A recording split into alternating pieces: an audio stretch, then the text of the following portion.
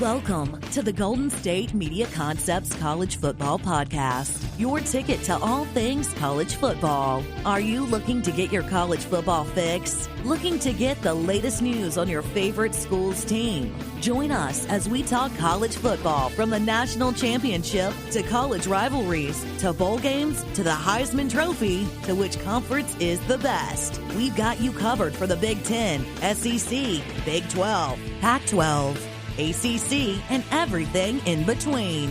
Thank you for tuning in to the GSMC College Football Podcast, brought to you by the GSMC Podcast Network. My name is Ryan Lee. Once again, I am going to be your host, and with 2020 coming to a close, we can not only talk about the season that has just passed, but also everything coming forward in 2021. We've got a lot of stuff to talk about in that department, including the Heisman race. The candidates have officially been released. The CFP is officially announced, and we're going to be going through the last of the conference finals, including the rest of the contenders for the CFP. That's all coming up. But let's start with this. Last time I was on the show, we talked about the Big Ten and we talked about the ACC. Notre Dame was kind of overwhelming in that ACC championship game. Clemson reaffirmed their dominance and why they're most likely the top contender in the entire NCAA despite being a 2 seed. However, the SEC is most oftenly regarded as the toughest conference in the NCAA as a whole. The SEC football is considered the toughest division in all of sports. I can't really contend with any other division that is just as challenging. Maybe the only one I can think of is the Big Ten in basketball. But the SEC in football is a very strange division because a lot of those things that go on within the SEC, they're not only very dominant, they're not only very good, but they also have a lot to be wondered about. A lot where questions come about where you're not exactly sure what to expect or what to do about it because of the fact that certain things about the division are just so curiously weird that you just don't know what to expect from it. Like, I think one example you could put from this past season was, you knew that Georgia was super dominant, at least on the defensive side. They had really good head coaching, Kirby Smart. However, Stetson Bennett was very okay. You also had these other teams like Texas A&M where they were so good up and down the lineup. Their biggest issue was they always choked in the biggest moments. Or you even had teams like Florida, a Heisman finalist, which I will get to in a little bit, but sometimes they just didn't show up when they needed to show up the most. They got complacent. They got lazy at times. And then you have Alabama, pretty much up and down the roster, talent on talent on talent on talent. The question was whether Mac Jones is legit or whether Mac Jones is a product of the talent around him. And I can get more to that later because I'm going to have a short spiel about the Heisman candidates. But let's start off with Alabama versus Florida in the SEC finals first because I've gone over the conference finals for each of the remaining contenders in the CFP. I've gone over it for Ohio State when they beat Northwestern. I went over it when Clemson kind of dominated Notre Dame. But now we have to go through Alabama and Florida. This was a great game. I'm not going to lie about that one. This was easily the two best teams in the SEC. Hands down, nothing about it. I don't think you could have put any other team in these circumstances and have a better football game in the SEC. You wouldn't really get that out of Texas A&M, I don't think. I really don't think you would have gotten it out of Georgia. This was really the only contender that was worthy or they haven't made sense in this situation. And it provided a great game. A game where you had the number 2 and number 3 best quarterbacks in the game this year going blow for blow. Let me put it this way. If you're an NFL fan, imagine Aaron Rodgers versus Patrick Mahomes, or Patrick Mahomes versus Josh Allen, or Josh Allen versus Aaron Rodgers. Take any 3 combinations of those 3 quarterbacks facing off against each other, and you already know it's going to be a great game, and that is exactly what we saw. We saw the number 2 and number 3 best quarterbacks going at it in this game. My number 1 biggest gripe right now is the fact that Florida had a lot of easily avoidable mistakes, and it's the fact that they're not careful enough, which is another reason why I didn't really have that much faith in Florida going into the game. I thought it was kind of a fluky decision. I thought it was a little bit strange, but also I thought that it could be potentially overcome, but it might still bite them in the end. Big time was not only turning the ball over, but also just the lack of awareness in the various situations that were going on. Because for Florida, we saw 2 instances, really 3 instances, where they essentially could have completely flipped the game around had it just been something as simple as ball security. I get that Florida is a bit more of a pass-heavy team. You know, they only ran for 54 yards, and Kyle Trask passed for over 400. To be fair, Mac Jones also threw for over 400, but at least the running game carried its way with Najee Harris having 178 and a pair of touchdowns. But at the same time, Florida's inability to keep the ball secure kind of bit them in the end. Because in one of those situations, Kyle Trask, he's standing still in the pocket, doesn't feel a defender coming, and then he gets the ball shipped from his hand, which in the NFL is going to be a very important skill to have. He's going to the draft this year, 100%. I believe he's a senior. So yes, he is 100% going to go into the draft. So basically, if he does make it to the NFL and does play games, that's where one thing where Kyle Trask is going to struggle. He's a senior this year, so he has no choice but to declare for the draft. If he cannot feel when a defender is coming, not only to maybe tuck the ball in, or maybe just throw the ball away, or maybe when he's trying to scramble out of the pocket, not running straight into a defender. Now, pocket awareness is going to either kill Kyle Trask in the NFL when he gets there, or what it's going to do is he's going to learn how to have that pocket presence, and he's going to be much better, because that's probably his biggest weakness right now. Another circumstance was weird. It was an intercepted ball by Alabama, but then the defender gets a little complacent, doesn't secure the ball as tightly as possible, and the Alabama receiver punches it out, and Alabama recovers. Someone please, what is that?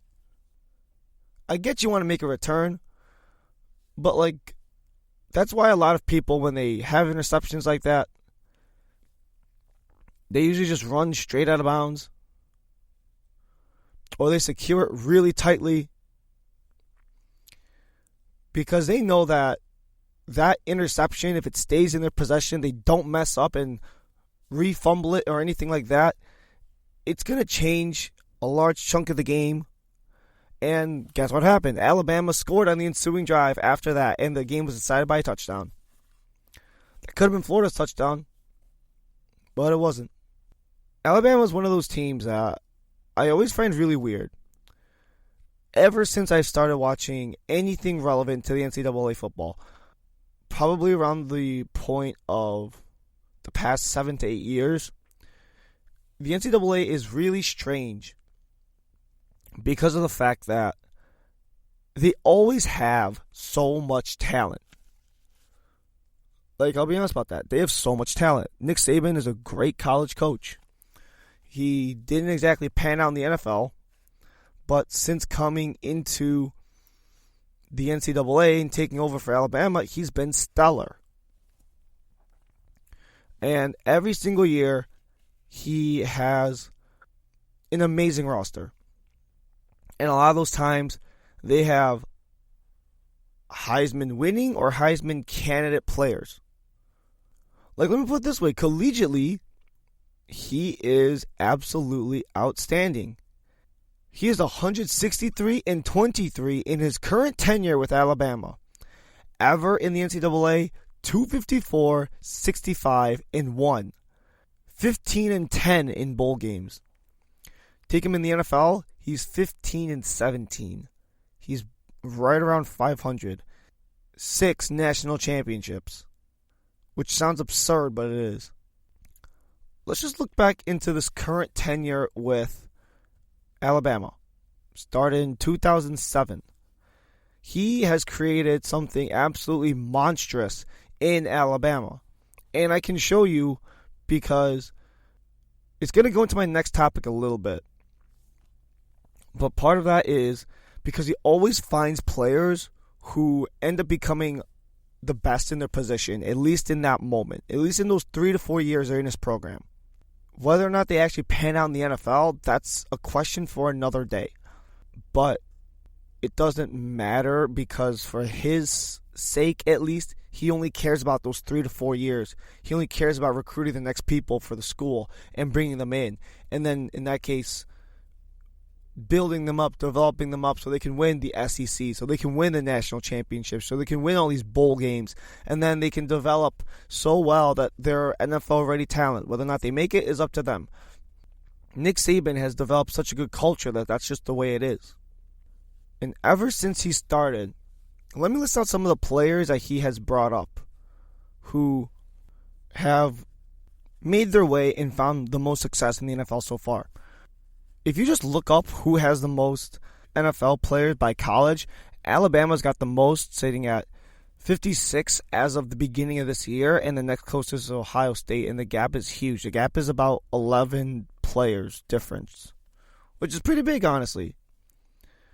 56 players currently in the NFL have come from the Alabama Crimson Tide. And this is not a shabby list either.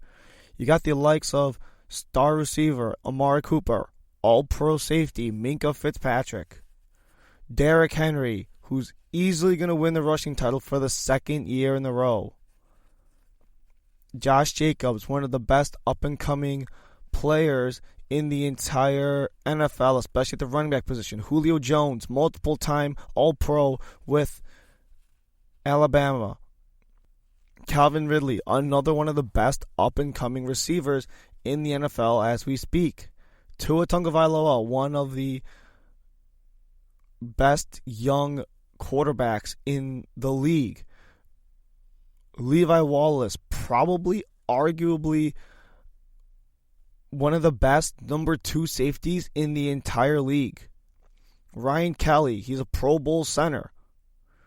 Like, I don't know where you want me to keep going here. Mark Ingram is a Pro Bowl running back. Marlon Humphrey, All-Pro cornerback. Like, where do I keep going here? It's hit after hit after hit with Saban. And the thing about it is that, and also when they're in his program, they show up and they ball out and they go crazy. Do I blame them? Absolutely not. That's just the power of good recruiting. That's just the power of good play. My biggest question with Mac Jones is the same question I've had with the past several Alabama quarterbacks.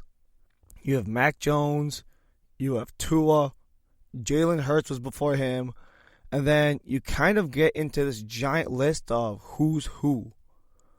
So Mac Jones is currently a Heisman finalist. Cool. Tua Tagovailoa, currently in the NFL. He was second in the Heisman in 2018. Also pretty cool. And then you also have Jalen Hurts. He was second in Heisman voting last year. However, he was with Oklahoma, so that kind of doesn't count. But then you get all this list of who's who for the longest amount of time. Like Blake Barnett, Cooper Bateman, Jake Coker, Blake Sims, A.J. McCarron, Greg McElroy, John Parker Wilson, Brody Carlisle. Like, who are half of these guys? And I think part of why you get a bunch of these who's worth of guys in Alabama is because the rest of the talent around them is so good that it makes an average quarterback look great. I'm not saying that Tua or Mac Jones or Jalen Hurts are average. Actually, let me take that back. Let me take Jalen Hurts out of that conversation because he didn't explode until going to Lincoln Riley in Oklahoma. So in this conversation, Jalen Hurts is out. I'm talking strictly with Tua and Mac Jones. I'm not saying either of them are a sole product of their NFL coaches and that Saban did nothing. I'm not saying they're a sole product of the talent around them. I'm saying that with some of the other quarterbacks that have been brought in before that, were they that good? Or were they just very okay and got brought up so much to the point where it made an average quarterback look outstanding? Honestly, that can be heavily debated. Maybe with more recent times, with guys like Tua and guys like Mac Jones, it's possible for them to just be really good. Alabama's not going to be a quarterback factory like Oklahoma has been ever since Lincoln Riley has come to town. Baker, Kyler, Jalen Hurts, Spencer Rattler. And he's only been there for 4 years. Lincoln Riley has. No, Nick Saban is a product of defense. He's always been a defensive-minded coach.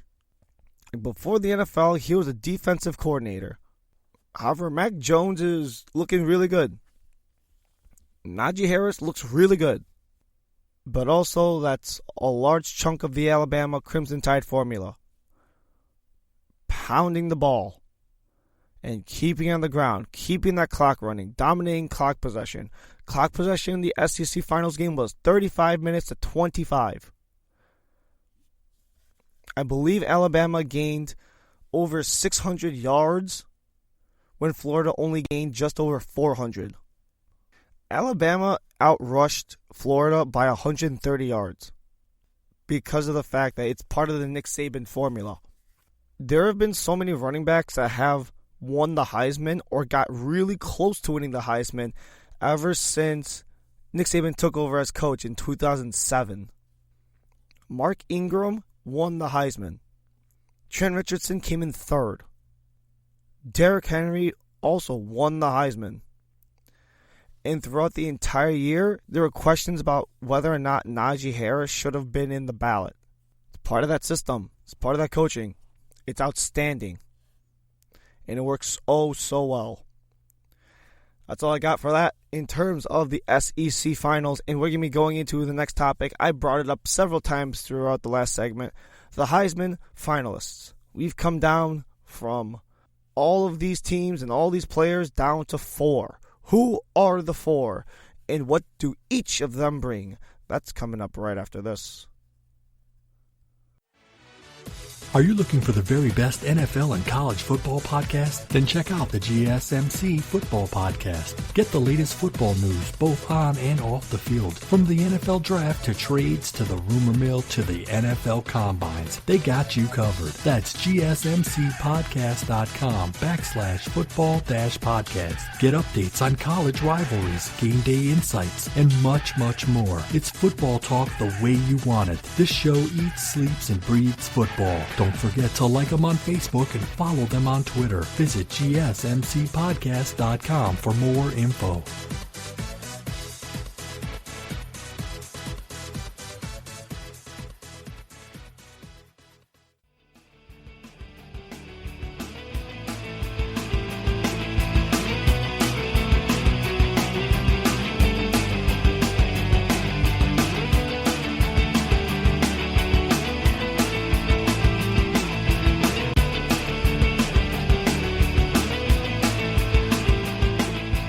And we're back here on the GSMC College Football Podcast, brought to you by the GSMC Podcast Network.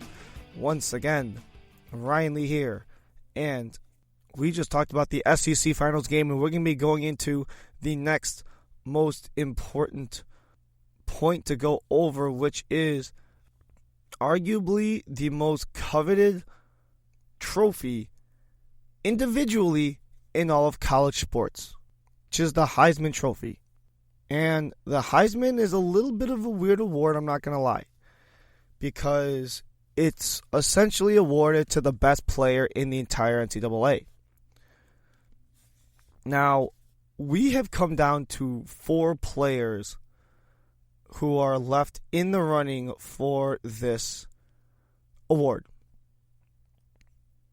It has come down to Devonta Smith, wide receiver for Alabama, Mac Jones, the quarterback for Alabama, Trevor Lawrence, quarterback for Clemson, and Kyle Trask, the quarterback for Florida. I'm going to start with Trevor Lawrence. So yes, he was out for a little bit due to the virus.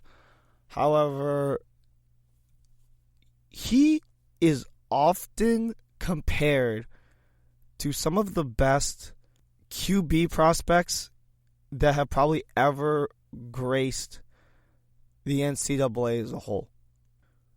A lot of people say, oh, he is the best prospect since Andrew Luck. Or, oh, he's on that Peyton Manning caliber of a college prospect.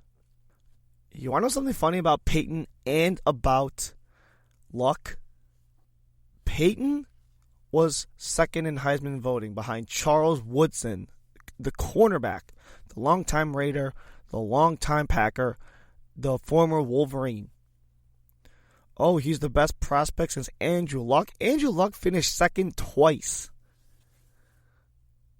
behind Cam Newton and behind Robert Griffin, the Panther, now Patriot quarterback from Auburn, and the Washington football team drafted quarterback, bounced around a couple of teams, and now plays with the Ravens backing up Lamar Jackson, the former Baylor product. Do I think that, from the eye test at least, Trevor Lawrence has been the best quarterback? 100,000%. And that's what the ACC championship game for me just confirmed. It confirmed for me he's that good. It confirmed it for me. There's nothing else for me to say. He is that good. Even though Lawrence's numbers aren't the craziest, at least if you compare it to the way he's looked easily the best that he's been. 100,000%. Now, Mac Jones and Devonta Smith are a very unique combination because I have not seen, at least from my findings in recent memory, and I'm talking about like 2000 on. Number one, you barely find wide receivers as it is. Wide receivers in Heisman voting are rare as they are. I can give you the last wide receiver who's even nominated, which was Amari Cooper in 2014. He came in third. Larry Fitzgerald, 03. He was second. And then you get a little bit of who's who in there. And the last wide receiver who actually won the Heisman was Desmond Howard. But also, if you look at the competition, even if you look at the stats at the time versus how their careers panned out, it wasn't even that crazy to begin with anyways. Casey Weldon and Ty Detmer. Very okay, but not, the greatest. And then you have guys like in the past 10 years or so where 1, 2, and 3 are almost guaranteed hits. I'd say if you look into the past couple of years of Heisman voting, you start at about 2014. Every single player from that point on, whether they're first, second, or third, have been absolutely outstanding, but also have been hits in the NFL. So Mac Jones is been absolutely outstanding so far this year. He's completing 76% of his passes. He's got 3,700 yards.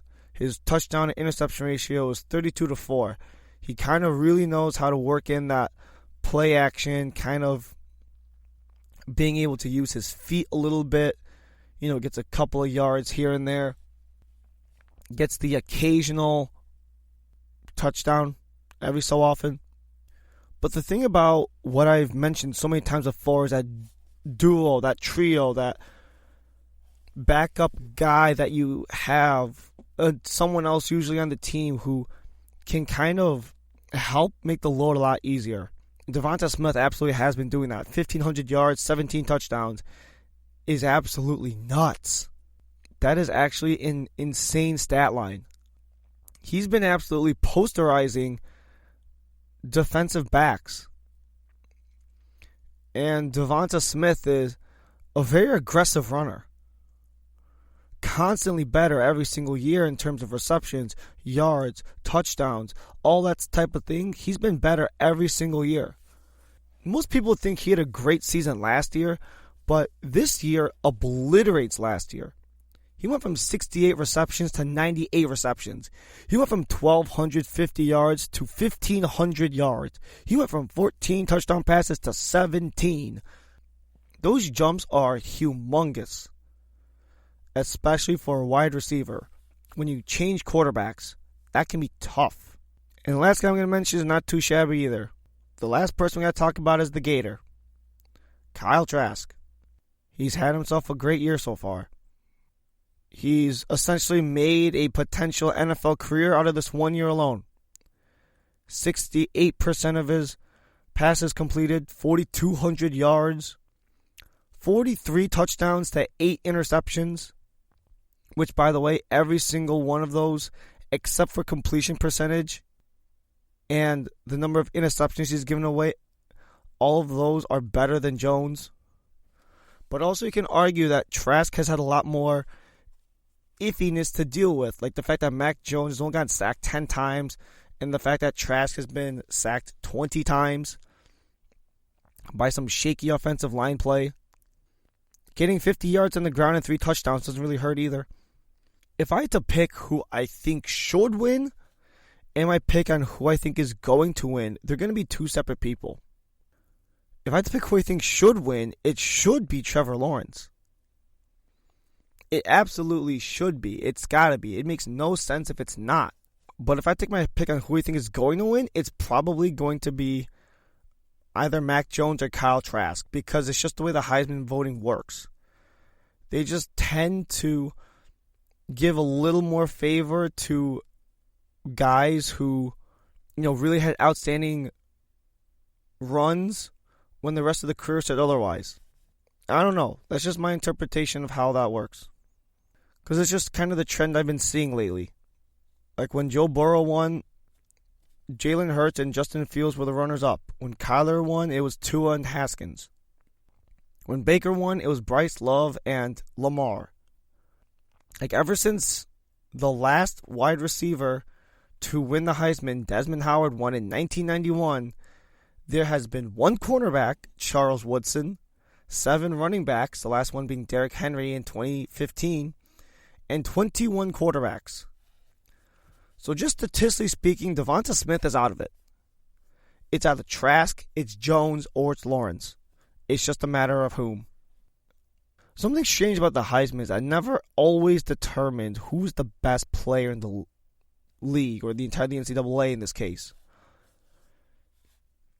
I can give multiple instances where number 2 was better than number 1. Or where number 3 was better than numbers 1 and 2. Let's just go into the past decade. Cam has had the best career thus far. But I think if you compare how much time they've had too, I think Luck is actually better than Cam. RG3, everyone knows that Luck was better than RG3 in the long term. Trent Richardson ended up being a draft bust. Johnny Manziel, Monty Te'o, and Colin Klein, only one of those players is still in the NFL. It's Monty Te'o. Jameis Winston, Adrian McCarron, and Jordan Lynch. Winston's a backup, McCarron's a backup, Jordan Lynch, I don't even know if he's in the league anymore. Marcus Mariota, Melvin Gordon, and Amari Cooper. Marcus Mariota's a backup. Melvin Gordon's a starting running back for a very mediocre team, and the exact same with Amari Cooper as a number one wide receiver on a mediocre team. However, you take the past 5 years, and it has been hit after hit almost every single year in the past 5 years. 1, 2, and 3 are all hits. Derrick Henry is arguably the best wide receiver in the entire game. He is on pace to win the rushing title for the second year in a row. Christian McCaffrey is almost without a doubt the best dual threat running back in the league. Kind of being that run and pass threat for Carolina. Deshaun Watson is the only thing saving the Houston Texans right now. You go to 16, Deshaun Watson is second. The third place in 2016 actually wins in 2017. That's Baker Mayfield. He's one of the reasons why the Cleveland Browns are still relevantly good. And then you get Lamar Jackson, who won in 2016 and came in third in 2017. MVP of the league last year. Which, by the way, is absolutely nuts. Like, he was an MVP in his second year. Kyler Murray, he made his first Pro Bowl this year for the NFL from 2018, winning the Heisman and made his first Pro Bowl. Tua just got drafted, too soon to tell. Dwayne Haskins, without a doubt, considered a draft bust. He's been all over the place. He's had good games, he's had bad games, he's had maskless photos of him in adult clubs during a pandemic. Nothing really to say on Dwayne Haskins. The league messed up? No, I think those first 14, 15 teams were right to pass on Haskins. And of course, the one team who took a chance on him and even cut him was arguably the worst ownership, the worst general manager, and the worst team at the time. And arguably the worst run organization. Did you see any of the Dan Snyder stuff that was posted by the Washington Post over the summer? Stuff wasn't good. And then you have last year. Of course, it's too early to tell yet for any of those three guys. But Justin Fields, he had a rough year this year. And that showed in the Big Ten championship game. Jalen Hurts has taken over for Carson Wentz. It is most likely the next starter for the Philadelphia Eagles. And Joe Burrow is most likely the Lord and Savior of the Cincinnati Bengals. That's just the way it is.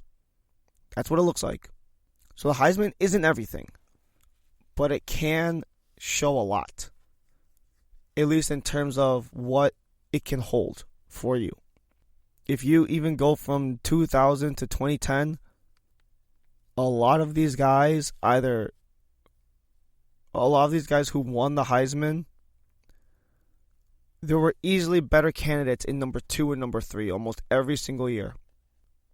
To be fair, Chris Winkie winning the Heisman back in 2000, Drew Brees is third. He is the leader in yards and touchdowns in the NFL right now. Eric Couch, Rex Grossman, Ken Dorsey, nothing crazy there. 2002, Carson Palmer had a great career. However, in 2003, Jason White, you had Larry Fitzgerald and Eli Manning right behind him, 2 Hall of Famers. Matt Leinart, yes, I understand he was the best quarterback in football at the time, but then you also had Adrian Peterson right behind him, a surefire Hall of Famer. Reggie Bush got the Heisman stripped away from him, but also Matt Leinart and Vince Young, they were both dominant back in those mid-2000s. 2006, Troy Smith, Darren McFadden, and Brady Quinn. Not very much to go off of there. 2007, Tim Tebow, who did have a great year, to be fair. But Darren McFadden and Colt Brennan were not much better. Sam Bradford kind of derailed his career due to injury, followed by Colt McCoy and Tim Tebow. Not really much to bestow upon there. Mark Ingram has had several Pro Bowls, followed by Toby Gerhart and Colt McCoy, who Colt McCoy is a backup. Toby Gerhart, I don't even think he's in the league anymore. And Mark Ingram, he has just been out this year due to injuries. So, what did I prove by listing all of those players?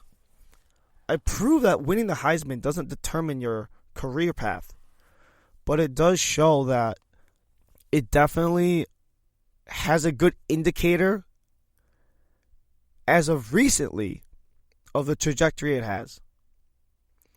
And sometimes it's not all about the Heisman itself, but sometimes it's about just finishing on the podium.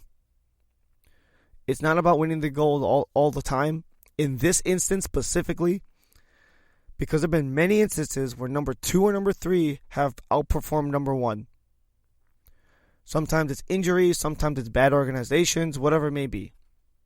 Congratulations to the Jacksonville Jaguars. You got yourself Trevor Lawrence. Whoever else around the league is going to take Mac Jones, is going to take Kyle Trask. Congratulations to them as well. Right now, it looks like it's the Jets in second. Who knows what they're going to do, if they're going to move off of Sam Darnold or not. Then you get Miami, who's probably going to take Devonta Smith because they really need of a receiver. Could Atlanta move off of Matt Ryan? Could Detroit move off of Matt Stafford? Could Carolina try to develop someone underneath Teddy Bridgewater? Could Denver move off of Drew Lock? Could Minnesota move off of Kirk Cousins? Could New England try to draft and develop a quarterback? Who knows? We'll see. But all we know is that generational prospect always goes to the worst team. In a lot of those instances, they build around him. In some cases, you can pull an Eli. You can pull an Elway. Just say I refuse to play for this team and get traded immediately. Look at how it worked out for them. Just saying. That's been it on the Heisman. And we're going to be going to our previews for the college football semifinals coming up right after this. Tired of searching the vast jungle of podcasts? Now listen close and hear this out. There's a podcast network that covers just about everything that you've been searching. Hey! The Golden State Media Concepts Podcast Network is here. Nothing less than a podcast bliss with endless hours of podcast coverage. From news, sports, music, fashion, cooking, entertainment, fantasy, football, and so much more. So stop lurking around and go straight out to the Golden State Media Concepts Podcast Network. Guaranteed to fill that podcast itch. Whatever it may be. Visit us at www.gsmcpodcast.com. Follow us on Facebook and Twitter, and download us on iTunes, SoundCloud, and Google Play.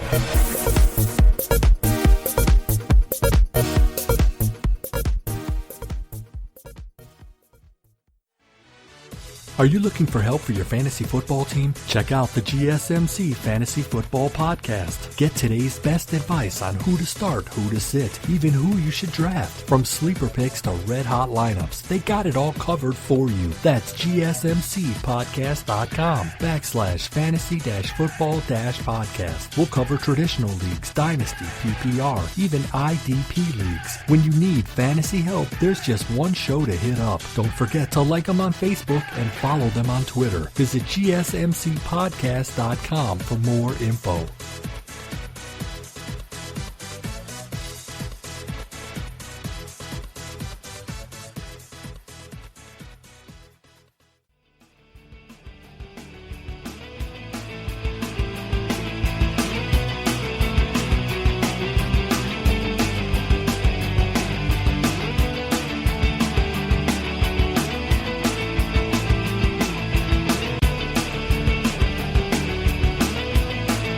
Back here for the final time here on the GSMC College Football Podcast. Ryan Lee back here once again, and we have got one final topic to go through with the new year coming in. Only one thing comes around with the end of 2020 and the introduction of 2021. You know, we've got the NFL playoffs coming up really soon. The NBA just kicked off their season. The NHL is starting up in about 2 weeks. Only NCAA, the CFP, the college football playoffs start on New Year's Day on the college football playoff semifinals. And if I had to say anything, at least in terms of the college football playoffs itself, these are without a doubt the two best games probably of the entire year. It's the four best teams going up against each other. That's all I can really say about it.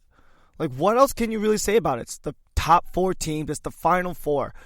You know that when you are the final 4 teams in any sport, that means you are at the best and at the pinnacle of where you are. Even when you have weird tournament situations like, in the NCAA basketball, you got March Madness, you've got the playoffs for all the various different sports, in the NFL, at least this year, it takes from 14 teams, and then it gets down to 1. In the NHL and the NBA, it goes from 16 teams down to 1, except with the respective bubbles. In the NBA this year, it was more than the traditional 16. I believe the exact number was something the ballpark of, I think, 20 to 21. I can't think of the actual number off the top of my head.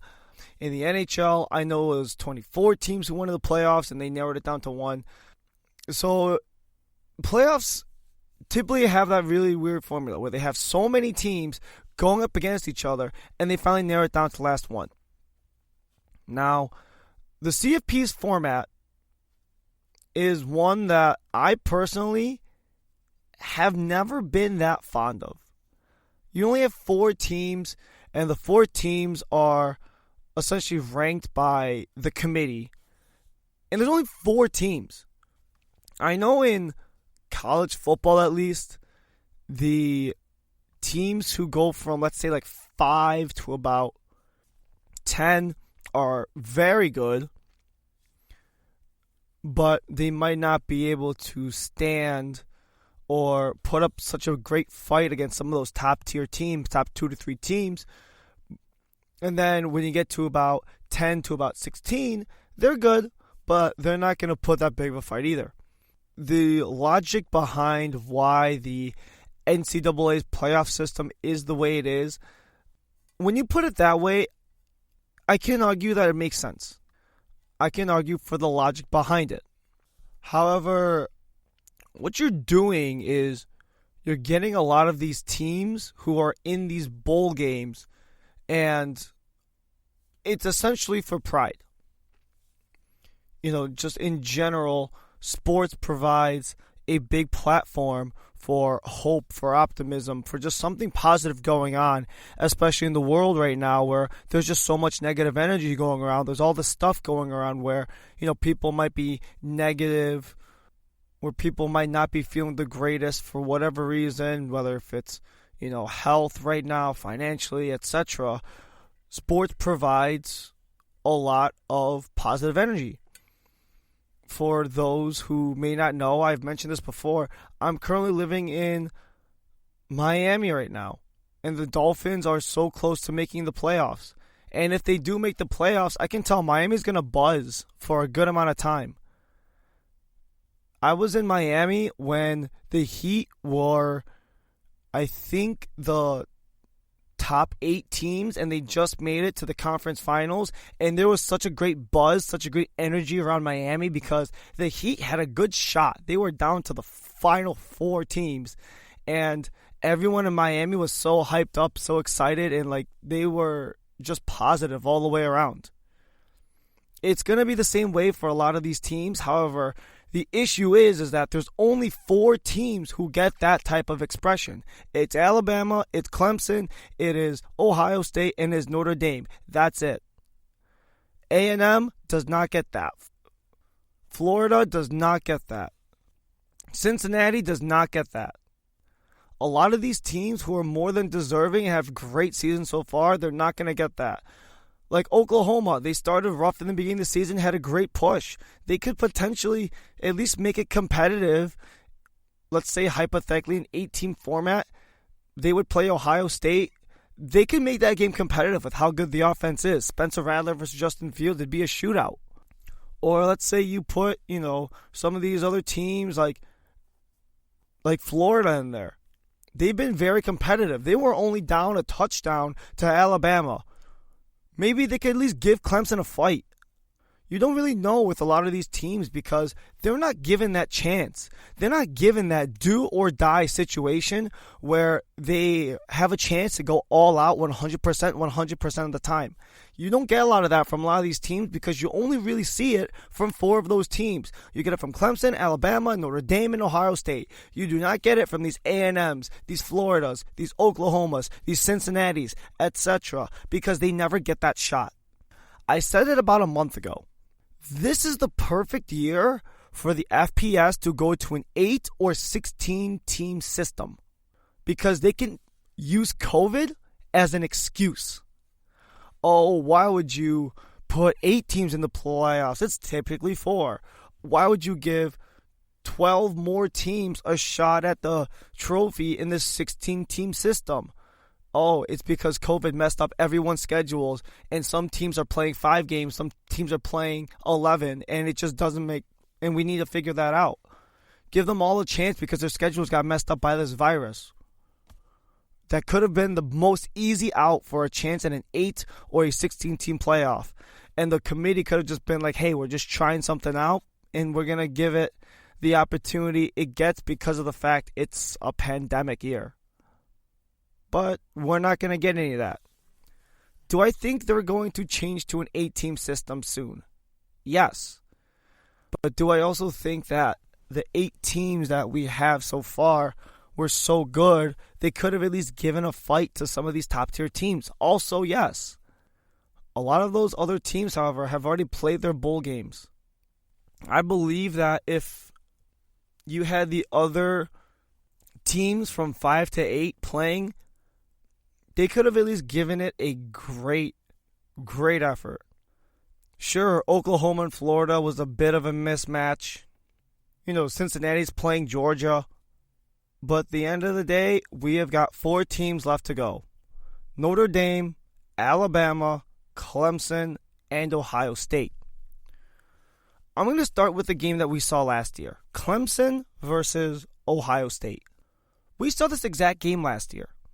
I personally remember that game very well. I was at a Christmas party over at my cousin's house, and I was watching that entire game, and I remember being at the edge of my seat, essentially, where Justin Fields threw that costly interception in the end zone, and the touchdown and the ensuing extra point would have put Ohio State on top.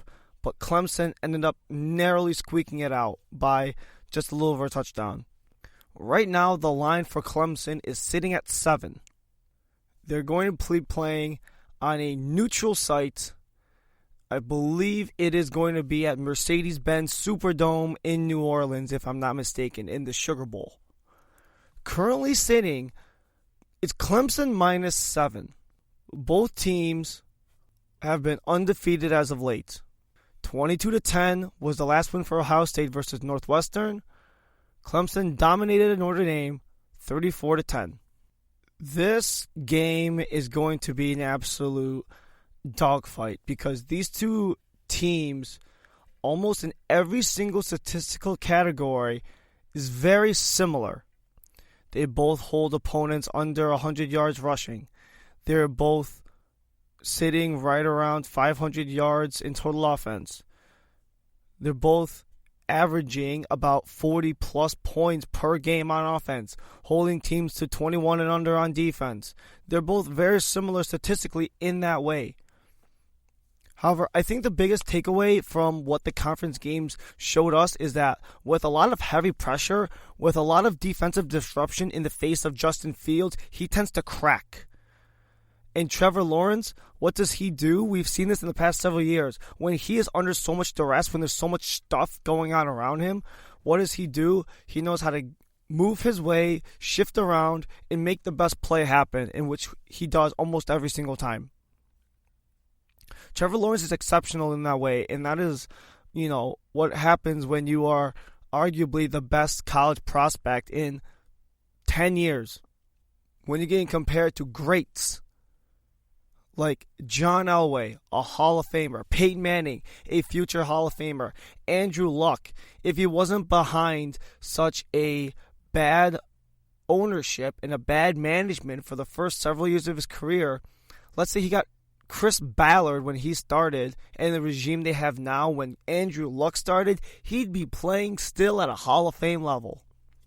And Trevor Lawrence is one of those guys. Will Trevor Lawrence go to the Jacksonville Jaguars? Most likely so. But the fact that his backup, DJ Oyunglele, had a great performance against Notre Dame, and Trevor Lawrence took the exact same Notre Dame team and just absolutely creamed them, says a lot. It's why I'm going to take Clemson -7, because I do think that they are that good. And I think that Trevor Lawrence does bring that extra juice into the table. And then you got the other game. Number 1 versus number 4. The Notre Dame Fighting Irish are going to be coming to Arlington to face off against the Alabama Crimson Tide. This is going to be in AT&T Stadium in Dallas, with one of the biggest populations of college fans probably ever, or just the biggest population of football fans. Right now, the spread is currently sitting at -20 under Alabama. And numerically speaking, I can see why. At least in terms of the eye test. Numerically speaking, it's a little bit different. At least in terms of offense, they're kind of similar. 35 points scored for Notre Dame versus 50 for Alabama. They're both holding opponents under 20 points each. Both have very good running attacks, 190 yards up. Both holding opponents to roughly 100 yards per game on the ground and close to about 250-ish in the air. Numerically speaking, Notre Dame can keep up with Alabama, but from the eye test, I don't think they can. They both play the same amount of games. Notre Dame 10-1, Alabama 11-0. Let me put some perspective on this. Number 1, Alabama's got 2 Heisman candidates on their roster. If you included the hype Najee Harris got throughout the entire year, you can say 3, but Devonta Smith and Mac Jones are the finalists at the end of the day. Same amount of games. Same number of games. We won't get nitpicky. We will just look at their leading receiver, leading rusher, and leading passer. It blows them out of the water.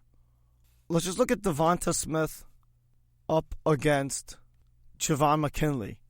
Smith has almost 1,000 more yards, has 14 more touchdowns, and almost 60 more receptions.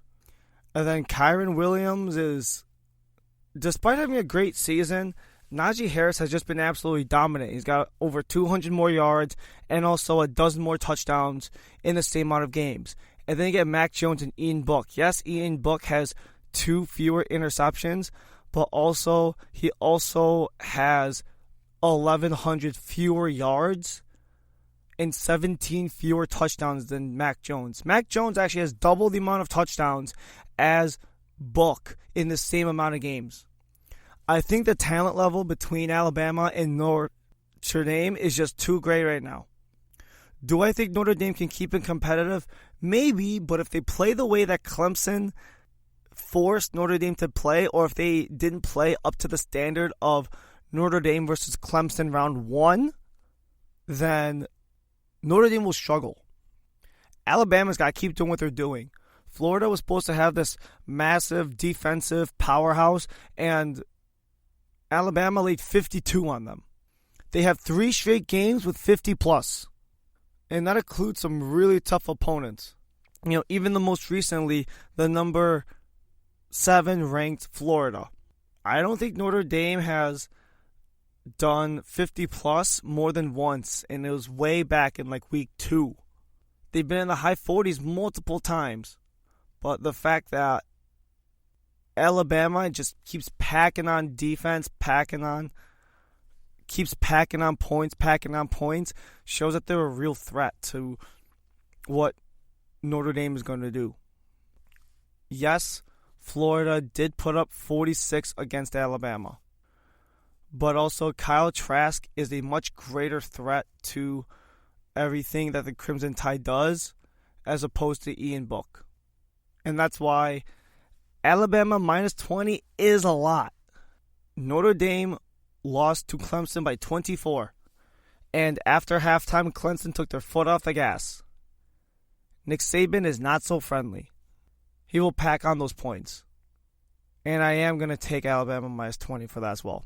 That's been it for today. I hope you have an excellent new year. I hope that these games turn out absolutely fantastic, as they should be. Enjoy the view. Enjoy the new year. Thank you for listening to this week's episode of the GSMC College Football Podcast, brought to you by the GSMC Podcast Network. Be sure to rate us 5 stars and leave a comment. We really appreciate everything that you guys have been doing with us throughout the entirety of 2020, and just like with this show, we hope your 2021 goes absolutely amazing. Be sure, when you can, follow us on Twitter, Instagram, and Facebook, or all your favorite social media platforms. Be sure to follow us. Be sure to look us up.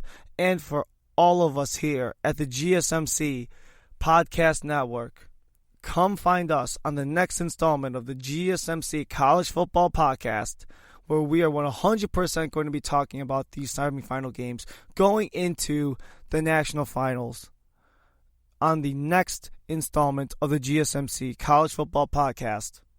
I am Ryan Lee. I've been your host. I hope you have an excellent new year and a great rest of your night. You've been listening to the Golden State Media Concepts College Football Podcast, part of the GSMC Podcast Network. You can find this show and others like it at www.gsmcpodcast.com. Download our podcasts on iTunes, Stitcher, SoundCloud, Google Play, or anywhere you find podcasts. Just type in GSMC to find all of our shows from the GSMC Podcast Network, from football to basketball, baseball to MMA, and even soccer. You can also follow us on Twitter and Facebook. Thank you, and we hope you have enjoyed today's episode of the Golden State Media Concepts College Football Podcast.